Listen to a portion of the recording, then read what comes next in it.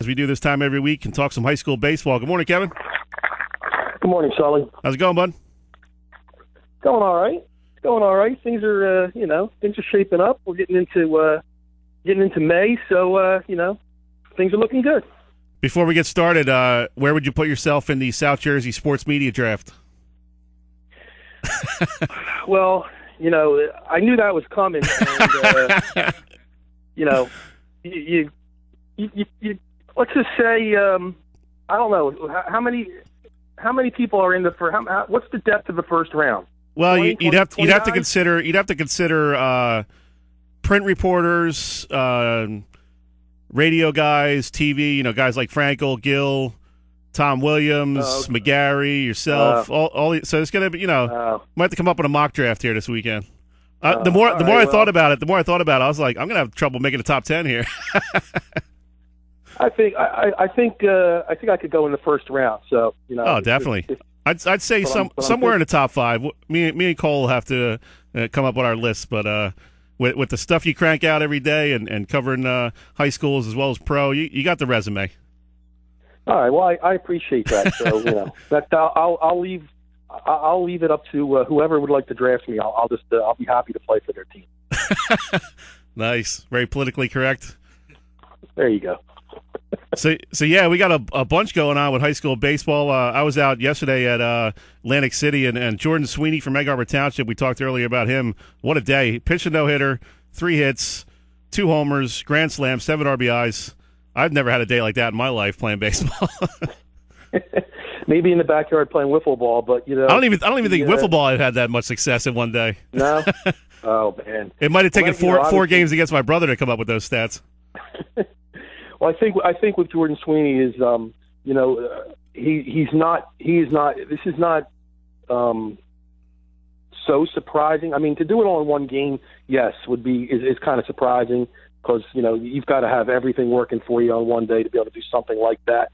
But Jordan Sweeney's a pretty good baseball player, and we kind of knew that going into the season. He was capable of putting up some decent numbers and doing some things both on the hill and with the bat. So am I surprised to a degree? No, but obviously to do that in one game is a monumental feat. Now we got to be careful about giving him too big of a head here. He is just a sophomore, so Coach Carmichael said, "Hey, let's dial it back a minute here." But the good thing is he's a hardworking kid, and Coach Carmichael said that he's the kind of kid that he's a lunch pail type of guy. He comes to work every day, so he's obviously got his head in the right place. And they're having a nice season so far. I think they're 9-3, so they're really competing in that Cal American. And we saw what Vineland's doing. They're off to a great start. Big win over Millville last night. So definitely a lot of stuff going on here as high school baseball. As we knew this time of year, it would start really kicking into gear, and we'd find out who's who and who's the contenders and who the pretenders are. Yeah, and just going back a little bit on the fact that Jordan's only a sophomore, and I think one of the things I've learned, especially over the past, I want to say maybe 5 to 10 years, maybe not even that long, is the fact that there are going to be, at least for me, there are going to be certain sports, and I think baseball is the number one in this case, where these kids are coming into high school baseball, into the varsity level at younger ages. There used to be a time when your varsity teams were dominated by your better juniors and your seniors, and you look around South Jersey, and these baseball teams have a load of sophomores, maybe even some freshmen that are playing at the varsity level, and it's not as if they're just sitting the bench. These kids are making significant contributions.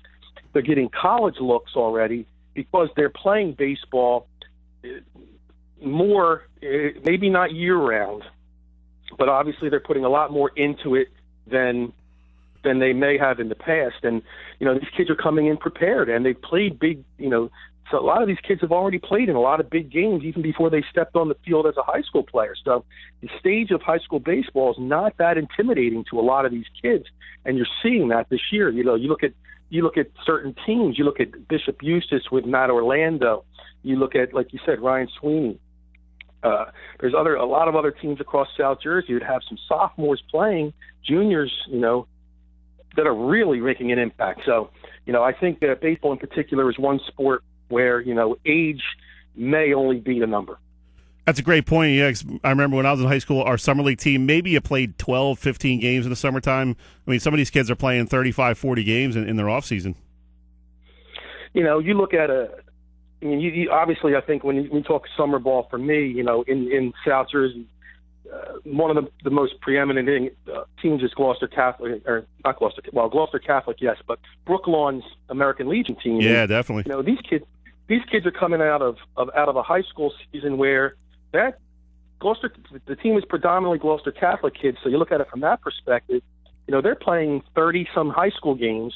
They're going right into a Legion schedule that normally will have them playing close to 40 games. And if once they start getting into the postseason and advancing to regionals and nationals and things like that, I mean, they get done a season, they can play 50 ball games, and they're turning right around and playing in fall leagues.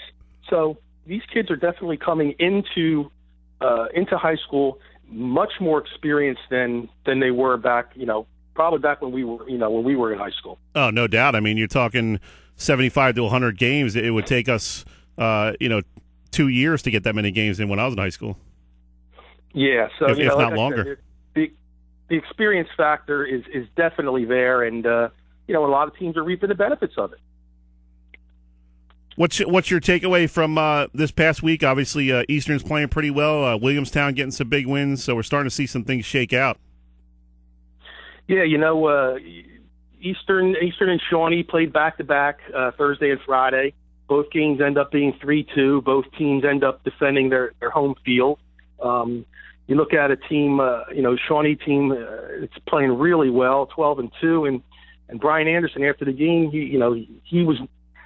he still thinks his team has a lot to gain, and that their expectations are very high, and they're not there yet. And despite winning 12 games and being a top 5 team, he's saying that we can do a lot better than what we've already done. And you look around South Jersey, and as we're trying to we're zoning in on, like we said, on these Diamond Classic teams and trying to get that field looked at and figure it out. And like you said, Vineland's a team right now who really kind of controls its own destiny. Under the format for the Diamond Classic, they're 7-0 in the section that will represent the Cal American, and they have Millville.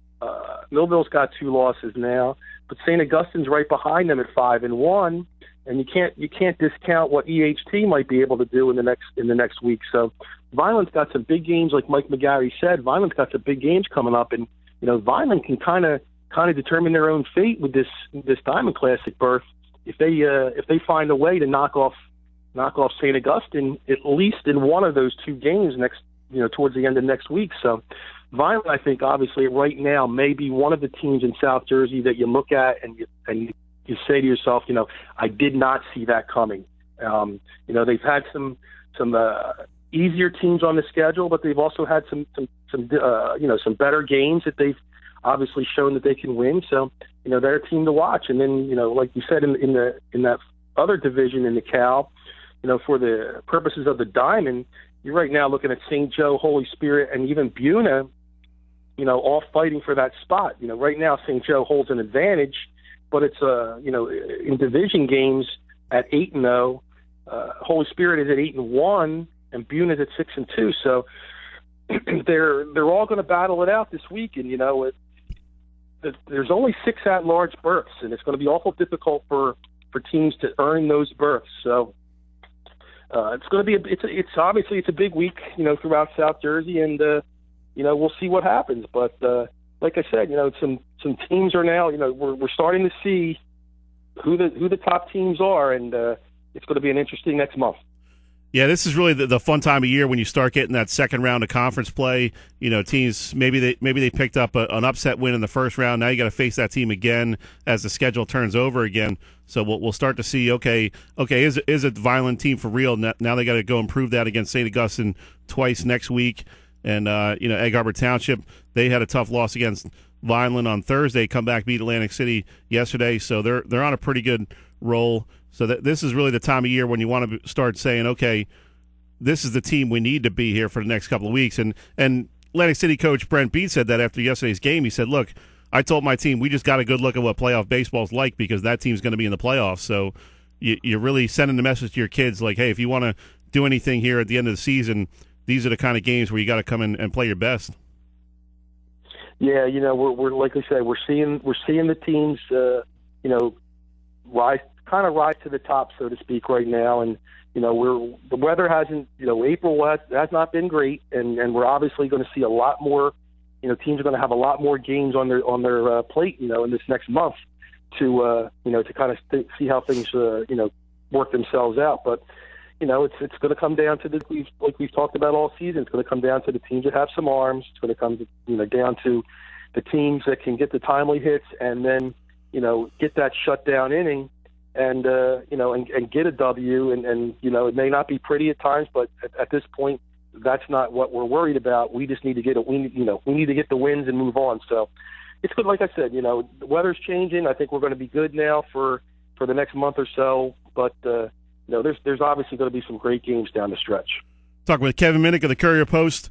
Kevin, any big games on your radar next week in terms of maybe a Gloucester Catholic or Eustis or somebody like that out in the Camden County area? You kill me again. Like I said, I've had enough things on my plate in this week that I haven't really looked at next week yet. But I'm certain that there's going to be good games. All these. You're going to get into your leagues and your division games now. Pretty much, I would say, during the week, rest of the way. And I think, if my memory serves me right, the big game on Monday may be Cherry Hill West at Bishop Eustis. There's two teams that are battling for Diamond Classic berth right now and battling in that Olympic National division. And you're going to have more games, in the Tri-County Royal. You're going to have the Gloucester Catholic has kind of separated itself, in the Classic, but they're going to have some big games. They play Steiner today at 11 o'clock up in Mercer County, and then that's a game where Steiner's pretty much a top 5, if not top 10 team in the state, and Gloucester Catholic will get a real good test today, kind of see where they're at. And then, you have these, a couple of tournaments here and there this weekend. And obviously, I think the big one that everyone is kind of looking at is the one down in Millville with some big games. And obviously, tomorrow's game, Gloucester Catholic and St. Augustine, will be another biggie to look at on the schedule. So you killed me again this week, pinpointing the specifics, because I haven't done my due diligence yet to look at next week's schedule. But like I said, I have to do that again to kind of set up the week, and I'll do that today or tomorrow. But your draft stock is dropping. Well, you know what? My draft stock, but I'm doing my homework. The draft, we're not quite here. This is like we're still in the preparation stages. And when that draft does come, and the pick is made, there won't be the boos. There'll only be the cheers. The pick is in. Yeah, and it's just from my perspective, it's a little bit more difficult because I am trying to hit. I look at the full spectrum of South Jersey. I'm trying to hit the best games from Bordentown to Cape May, and right. on a daily basis, there may be 5, 6, 7 really, really good games, and you can only pick one. Whereas someone like Mike McGarry, who's really only zoning in on the Cal. He's got a very his sample is a lot smaller than mine, but I will make sure that I hit the big games this week, and those that follow me on Twitter will be able to follow what's going on. Nice. Real quick before I let you go, Kevin, when does the Diamond Classic actually start? The second week of May? I believe the 17th. Okay, because they got the cutoff coming up next weekend, right? The cutoff is next Saturday, and then the tournament will begin the following Saturday. Gotcha. Okay. With the first round games, and then we go one more Saturday where we have the quarterfinals on a Saturday, and then on Sunday the 2 semifinal games early in the afternoon with the final at I believe it's still 5 o'clock at Eastern on that Sunday. So nice. Once that cutoff comes, you're just looking at every Saturday down the road. Awesome, good stuff as always, Kevin. We appreciate the time, and enjoy the rest of your weekend, buddy. Hey, thanks very much. I always appreciate getting on the line with you. Awesome, we appreciate having you, buddy. Thanks again. All right, man. That was Kevin Minnick of the Courier-Post.